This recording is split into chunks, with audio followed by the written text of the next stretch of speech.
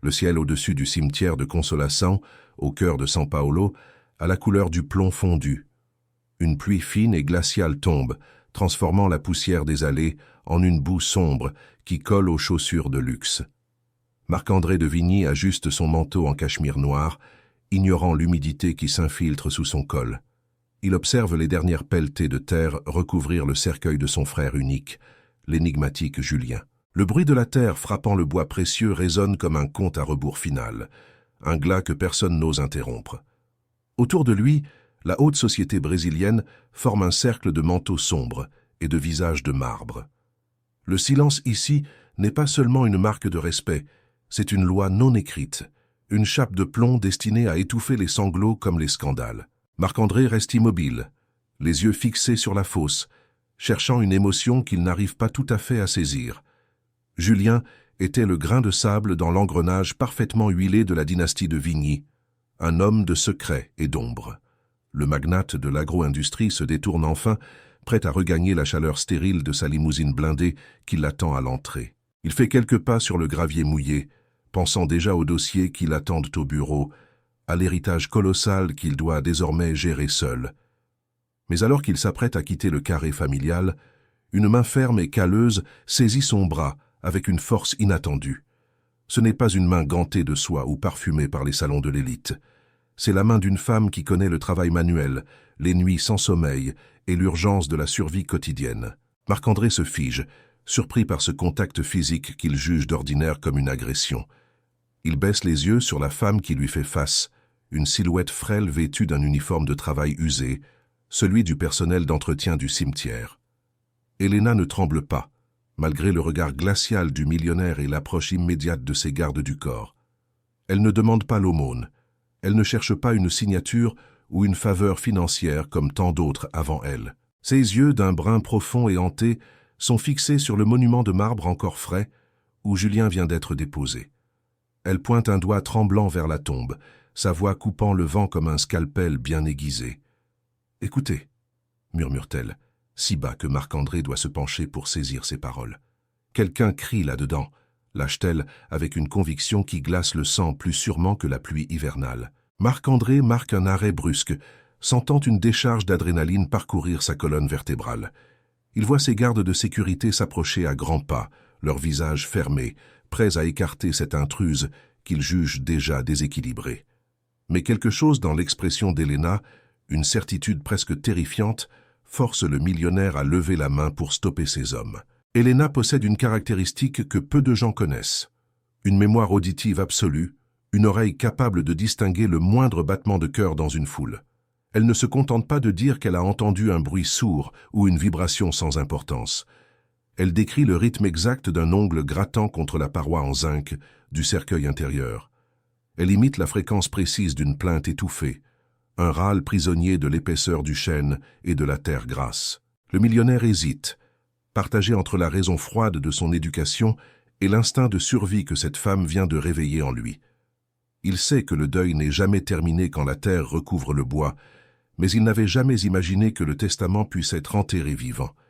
L'atmosphère devient électrique, le silence du cimetière semblant soudain se charger d'un poids insupportable. Avant que Marc-André ne puisse poser une seule question, une silhouette familière s'interpose, avec une célérité qui frise la panique. C'est Maître Arnaud, l'avocat de longue date de la famille, l'homme qui a rédigé chaque contrat et protégé chaque secret des de Vigny. Ses chaussures vernies s'enfoncent dans la boue alors qu'il tente de s'interposer entre le magnate et la modeste employée. Arnaud parle d'hallucination, évoque le stress post-traumatique des gens qui travaillent trop près de la mort. Il menace Helena d'une plainte immédiate pour harcèlement et profanation de la sérénité d'un enterrement. Mais pour Marc-André, l'urgence qu'il lit dans les yeux de cette mère célibataire est plus crédible que tous les documents notariés du monde. Cette enquête, qu'il n'avait jamais prévu de mener, ne fait que commencer dans les profondeurs de l'ombre de São Paulo. Avant d'aller plus loin dans cette affaire qui secoue les fondations du pouvoir au Brésil, assurez-vous de vous abonner à la chaîne pour ne rien manquer. La vérité demande du courage, et nous sommes ici pour la déterrer avec vous, étape par étape. Marc-André regarde l'avocat, notant pour la première fois une légère sueur perlée sur le front de l'homme de loi malgré le froid. Il demande à Elena de répéter ce qu'elle a entendu, ignorant les protestations de son entourage qui crient au scandale. Elle décrit à nouveau ce son rythmique, ce SOS désespéré frappé contre le métal, un son que seul un être vivant pourrait produire. Le premier doute sérieux s'installe quand Marc-André repense soudainement au certificat de décès de son frère. Il se souvient de la signature du médecin légiste, une griffure hâtive presque illisible, comme si l'acte avait été rédigé dans l'urgence. Le rapport mentionnait un arrêt cardiaque foudroyant, une explication simple pour un homme encore jeune et apparemment en bonne santé. Mais Elena persiste et apporte un détail qui fait vaciller les certitudes de Marc-André. Elle a vu le convoi arriver en avance. Elle affirme, montre en main, que le corbillard a franchi les grilles du cimetière 20 minutes avant l'heure officielle enregistrée sur le registre. 20 minutes de silence. 20 minutes où le corps de Julien a été soustrait aux regards indiscrets avant la cérémonie. Marc-André comprend alors que quelqu'un a peut-être payé pour que le silence devienne une loi absolue dans ce lieu sacré. Quelqu'un a acheté le temps nécessaire pour que Julien disparaisse, ou que quelque chose soit dissimulé avant toute autopsie sérieuse. L'idée qu'un sédatif rare puisse couler dans les veines de son frère, au moment même où on jetait la terre sur lui, devient une obsession. Le millionnaire commence alors à réfléchir avec la rigueur froide d'un procureur, analysant chaque anomalie de ces dernières 48 heures. Il se rappelle la précipitation avec laquelle Maître Arnaud a organisé les obsèques, invoquant les dernières volontés de Julien. Une clause secrète dans le testament, dont Marc-André n'a entendu parler que la veille, stipulait une procédure inhabituelle. L'héritage ne devait être débloqué qu'après la crémation, initialement prévue pour le lendemain matin à la première heure. Si Julien respire encore sous cette terre, si son cœur bat encore dans l'obscurité de ce cercueil, la fortune change de main radicalement. Marc-André sent le piège se refermer, non pas sur son frère, mais sur l'ensemble de l'empire qu'ils ont bâti ensemble. Il exige immédiatement d'accéder aux caméras de surveillance du cimetière pour vérifier les dires d'Elena sur l'horaire du convoi. Mais l'administration du cimetière, contactée en urgence, oppose une fin de non-recevoir polie mais ferme.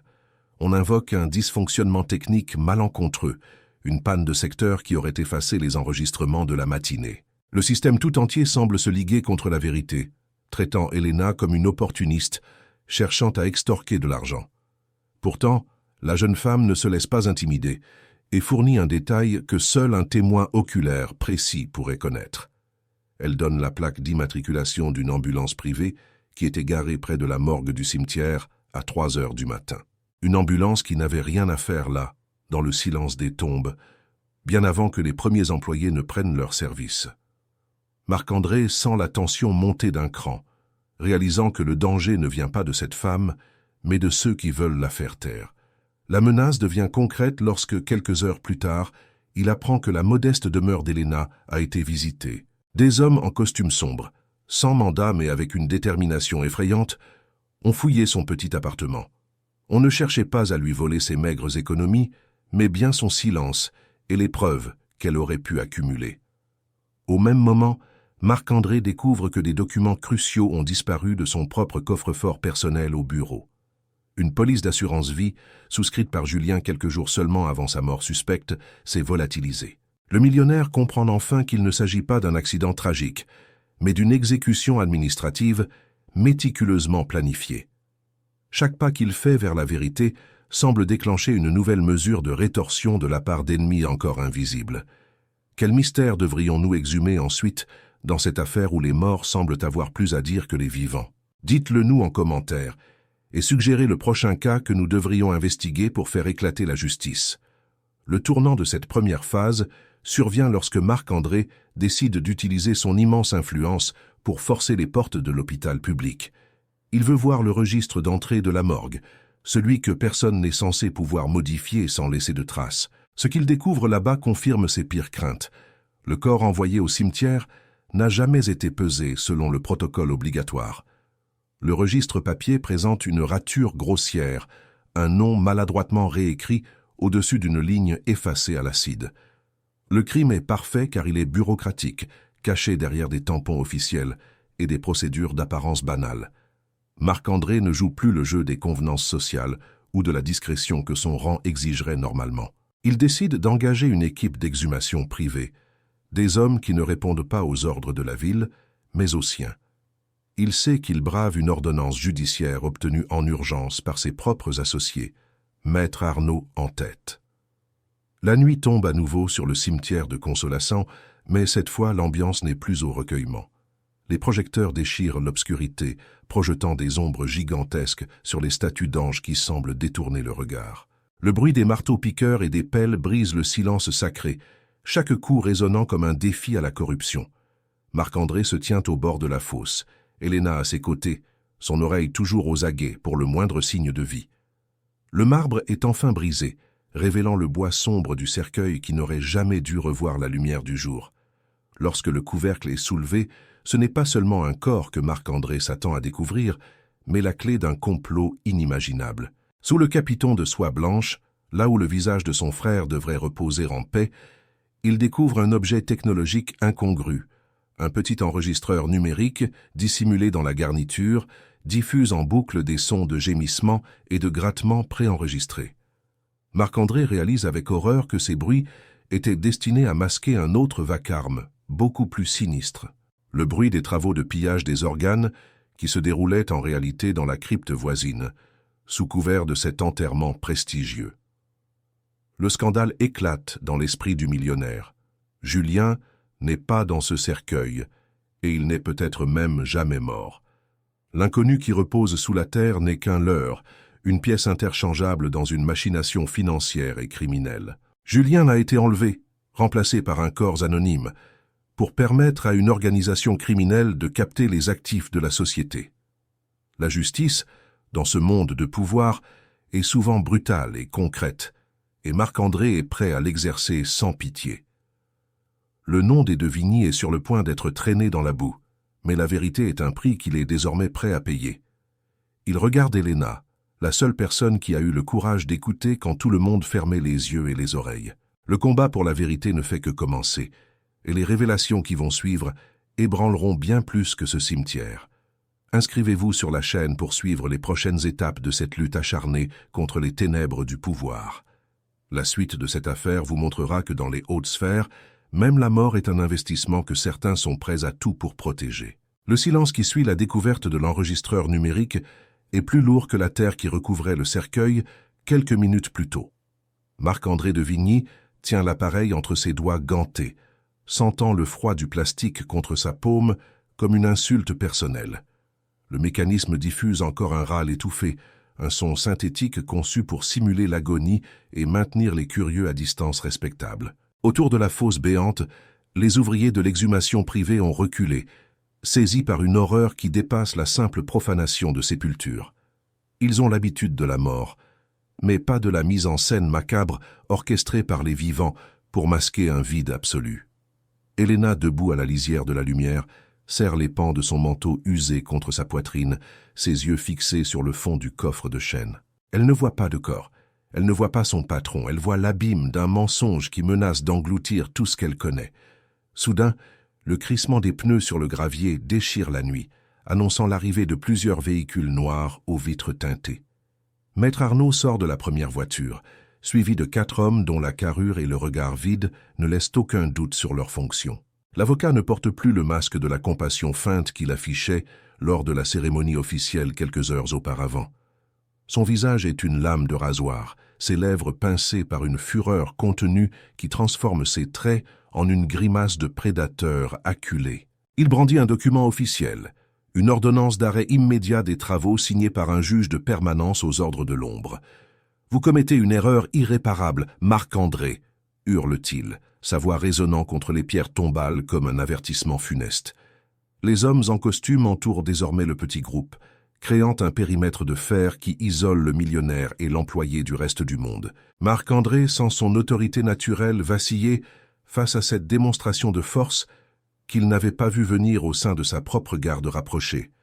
Il réalise que l'empire de Vigny n'est plus sous son contrôle total, que des cellules cancéreuses se sont développées dans les fondations de son pouvoir. L'avocat exige la remise immédiate de l'enregistreur, prétendant qu'il s'agit d'une preuve de profanation qui doit être placée sous scellés officiels. Mais Marc-André comprend que si cet objet quitte ses mains, la seule preuve matérielle de la supercherie disparaîtra dans les broyeurs de la bureaucratie. Il glisse l'appareil dans sa poche intérieure, un geste de défi qui provoque un mouvement de tension immédiat chez les gardes d'Arnaud. Le millionnaire regarde alors Elena, réalisant que la vie de cette femme ne tient plus qu'à un fil tant qu'elle reste ici, témoin d'un secret d'État. Il sait qu'il ne peut plus compter sur la police locale, potentiellement infiltrée par ceux qui ont organisé l'enlèvement de son frère. L'air devient irrespirable, chargé d'une électricité qui précède souvent les tragédies que l'on tente d'étouffer avant l'aube. Chaque seconde qui passe renforce le sentiment d'isolement de Marc-André, prisonnier de son propre nom et de sa propre fortune. Avant que la situation ne bascule dans la violence pure, assurez-vous de vous inscrire sur la chaîne pour soutenir cette quête de vérité. Votre soutien est le seul rempart contre ceux qui pensent que l'argent peut acheter le silence éternel. Elena sent la panique monter, une sensation de vertige qui lui rappelle pourquoi elle a toujours évité de croiser le regard des puissants. Elle pense à son fils, resté seul dans leur petit appartement, ignorant que sa mère joue sa survie dans les allées d'un cimetière de millionnaires. Marc-André saisit le bras d'Elena, non plus pour l'interroger, mais pour l'entraîner vers sa propre limousine, qui tourne encore au ralenti. « Montez », ordonne-t-il, sa voix ayant retrouvé la rudesse du commandement qui a fait de lui l'homme le plus riche de l'agro-industrie. Le chauffeur, un homme fidèle que Marc-André a personnellement sauvé de la ruine des années plus tôt, comprend l'urgence sans un mot. Le moteur vrombit. Les pneus projettent de la boue sur les chaussures vernies de maître Arnaud qui restent sur le carreau, écumant de rage. La voiture s'élance à travers les grilles du cimetière, entamant une course contre la montre dans les rues désertes de São Paulo. À l'intérieur de l'habitacle feutré, le silence est interrompu par la respiration saccadée d'Elena et le bourdonnement des pensées de Marc-André.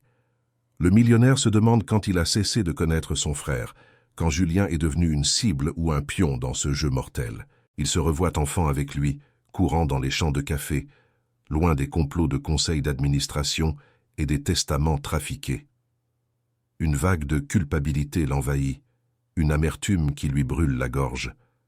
Il a passé sa vie à construire un empire, oubliant de protéger le seul sang qui lui restait.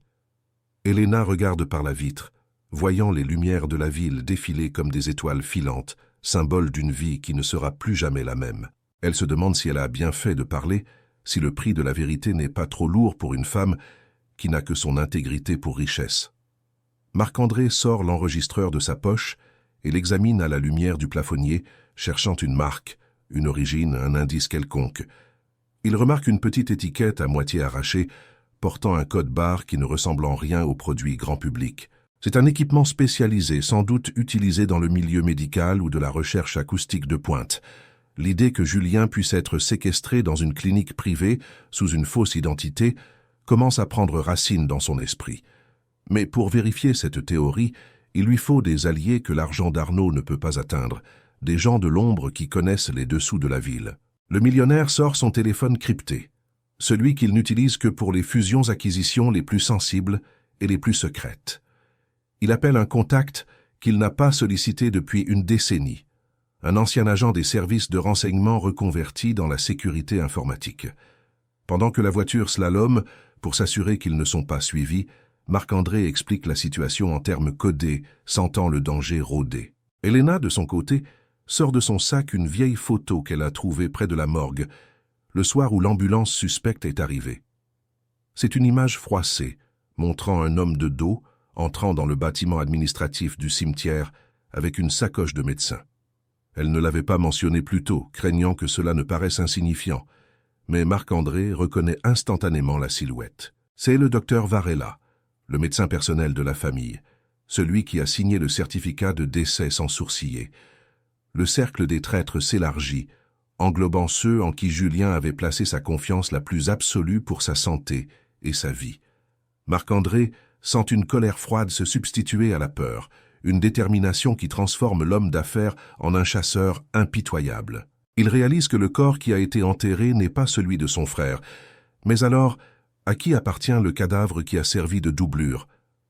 La question reste suspendue dans l'air, plus terrifiante encore que l'absence de Julien, suggérant un meurtre collatéral pour couvrir l'enlèvement. Le millionnaire ordonne au chauffeur de se diriger vers une propriété isolée qu'il possède à la périphérie de la ville, un refuge inconnu même d'Arnaud. Il sait qu'ils ont besoin de temps pour analyser les données de l'enregistreur et la photo d'Elena avant que l'alerte générale ne soit lancée. La nuit est loin d'être finie, et chaque kilomètre parcouru les rapproche d'une révélation qui pourrait détruire l'image publique des Devigny. Elena regarde Marc-André et voit pour la première fois l'homme derrière le masque du milliardaire, un homme brisé et assoiffé de justice. Elle comprend que leur alliance improbable est le seul espoir de retrouver Julien vivant, si tant est qu'il le soit encore. Elle lui demande alors tout bas ce qu'il compte faire, si les preuves mènent au cœur même de son entreprise. Marc-André ne répond pas immédiatement, ses yeux fixés sur l'horizon sombre où les premières lueurs de l'aube refusent de paraître. Il sait que la réponse pourrait lui coûter sa fortune, son statut et peut-être même sa vie, mais il ne peut plus reculer. Quel secret le docteur Varela cache-t-il derrière ses diagnostics impeccables et ses silences achetés au prix fort? Commentez vos théories ci-dessous et aidez-nous à assembler les pièces de ce puzzle macabre qui défie l'entendement. Soudain, le téléphone de Marc-André vibre violemment, affichant un message d'une source anonyme qui fait s'arrêter son cœur.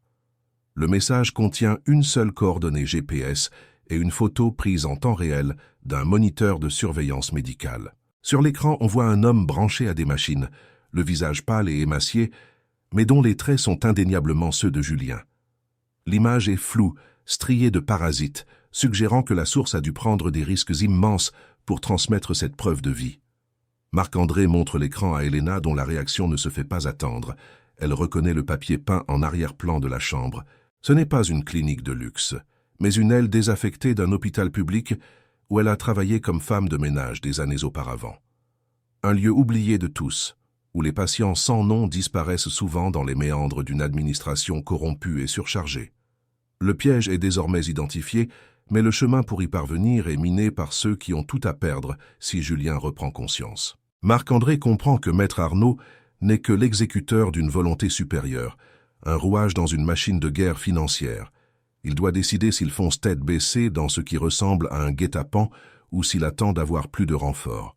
Mais le temps joue contre eux car le message indique également que la procédure finale est prévue pour dans 2 heures. 2 heures pour traverser la ville, infiltrer un bâtiment sécurisé et extraire un homme dans un état critique sous le nez des ravisseurs. Le millionnaire ordonne au chauffeur de faire demi-tour et de foncer vers les quartiers nord, là où la loi du plus fort remplace celle du code civil. Elena se prépare mentalement, sa connaissance des couloirs de cet hôpital devenant soudainement l'atout le plus précieux de Marc-André. Elle sait où se trouvent les entrées de service, les monts de charge cachés et les zones d'ombre où les caméras ne filment jamais. La mère célibataire et le magnate de l'agro-industrie forment désormais un binôme indissociable, unis par une urgence qui transcende les classes sociales. Ils arrivent à proximité de l'immense complexe hospitalier, une masse de béton gris qui semble dévorer l'espace environnant. Marc-André éteint les phares de la limousine, s'approchant avec la discrétion d'un prédateur nocturne de la zone de livraison.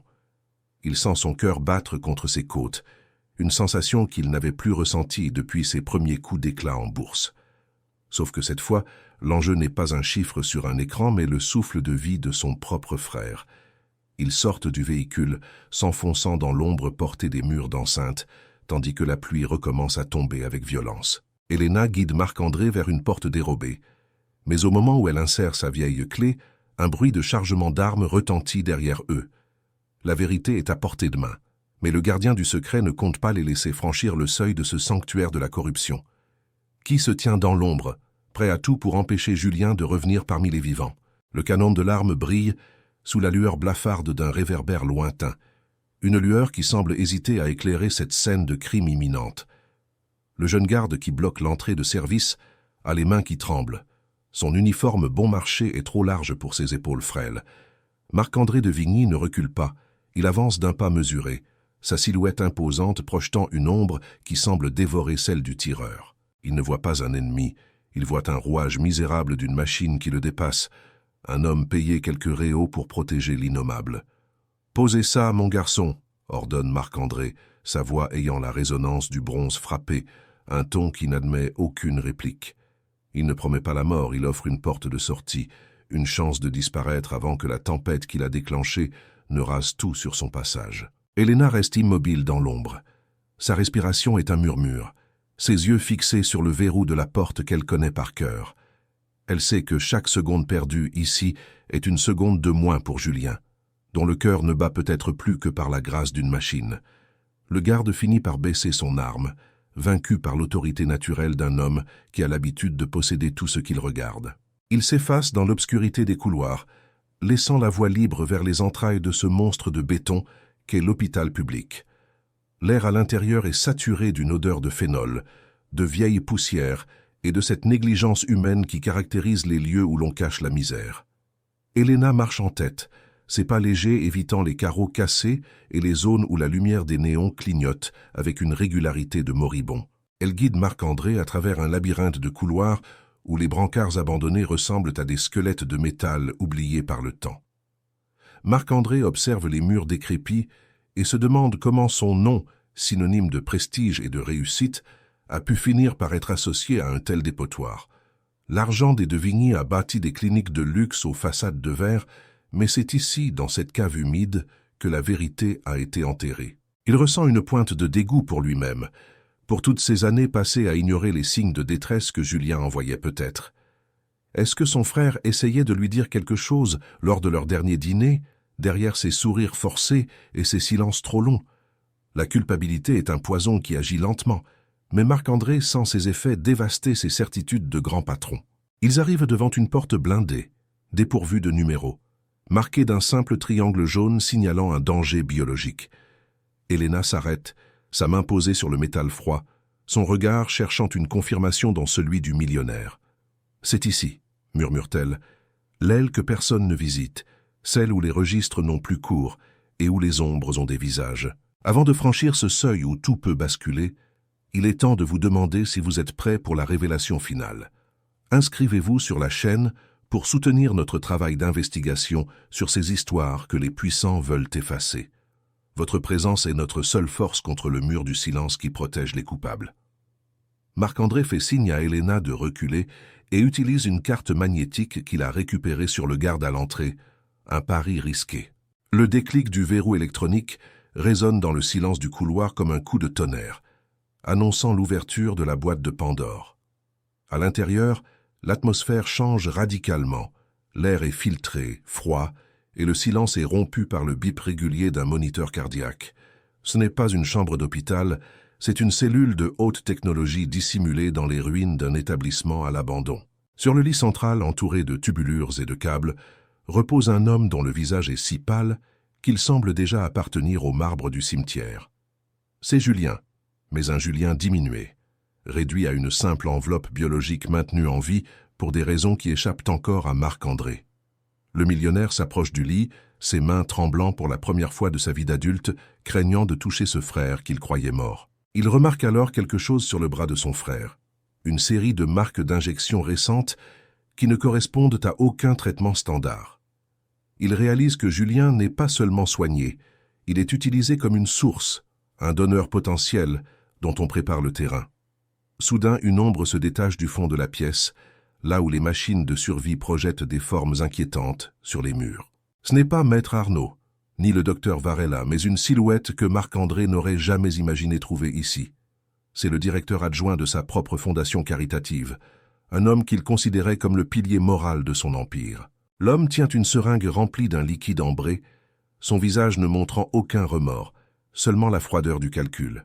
« Vous n'auriez jamais dû écouter cette femme, Marc-André, » dit-il, sa voix dénuée d'émotion, comme s'il lisait un rapport financier. Il explique avec une logique terrifiante que Julien était le seul compatible pour une transplantation clandestine destinée à un client mystérieux. Un client si puissant que même la fortune des de Vigny ne pèse rien face à son influence et à ses besoins de survie immédiate. Marc-André comprend alors l'ampleur de la trahison. Sa propre fondation servait de couverture à un trafic d'organes d'élite. Chaque don, chaque action humanitaire n'était qu'un écran de fumée pour identifier des cibles au patrimoine génétique précieux. Julien avait découvert le secret. Il avait tenté de s'opposer à cette dérive monstrueuse, et c'est pour cela qu'il devait mourir. La mise en scène au cimetière, l'enregistreur, le faux cadavre, tout n'était qu'une diversion pour gagner le temps nécessaire à l'extraction. Marc-André sent une haine pure bouillonner dans ses veines, une colère qui balaye ses dernières hésitations de civiliser. Il demande alors qui est l'homme qui repose dans le cercueil de Julien, celui que la terre de Consolassin recouvre désormais. Le directeur adjoint esquisse un sourire cruel, un rictus qui révèle la profondeur de son mépris pour la vie humaine. C'était un lanceur d'alerte, un jeune interne qui avait tenté de prévenir Marc-André et qui a payé son courage du prix de son identité. On l'a tué pour servir de doublure, pour que le dossier soit clos et que personne ne cherche plus jamais Julien de Vigny. Helena, restée près de la porte, entend un bruit de pas précipité venant du couloir, signalant que les renforts d'Arnaud sont proches. Elle sait qu'ils sont pris au piège dans cette chambre stérile, qui va devenir leur tombeau s'ils ne réagissent pas immédiatement. Elle regarde Marc-André, cherchant une solution, un ordre, n'importe quoi qui pourrait briser l'étau qui se resserre sur eux. Le millionnaire ne regarde plus l'homme à la seringue, il regarde son frère, dont les paupières frémissent sous l'effet d'une conscience qui lutte. Il réalise que le temps des discussions est terminé et que la seule issue est la confrontation totale, quel qu'en soit le coût. Il saisit un pied de perfusion en métal lourd, le transformant en une arme de fortune, prêt à défendre ce qui reste de sa famille. L'homme à la seringue recule, réalisant que le magnate est devenu un lion blessé, capable de toutes les extrémités. La porte blindée commence à vibrer sous les coups de boutoir de ceux qui attendent dehors, impatients de finir le travail. Chaque coup porté contre le métal résonne comme le décompte final d'une vie qui ne tient plus qu'à un fil ténu. Helena se prépare à l'impact, ramassant un scalpel oublié sur un plateau, ses mains ne tremblant plus, habituées à la lutte pour la survie. Le tournant de cette nuit d'horreur approche, le moment où les masques tombent définitivement pour révéler les monstres. Mais alors que la porte est sur le point de céder, une alarme incendie se déclenche, inondant les couloirs d'une fumée blanche et opaque. Ce n'est pas un accident, c'est une intervention extérieure, une force que personne n'avait prévue dans ce scénario macabre. Qui a déclenché l'alerte et dans quel but? Est-ce un allié inattendu ou une nouvelle menace plus redoutable encore? La fumée envahit la pièce, masquant les visages et rendant chaque mouvement incertain dans ce chaos naissant. Marc-André serre le bras de Julien, jurant de ne plus jamais le lâcher, même si le monde entier devait s'écrouler autour d'eux.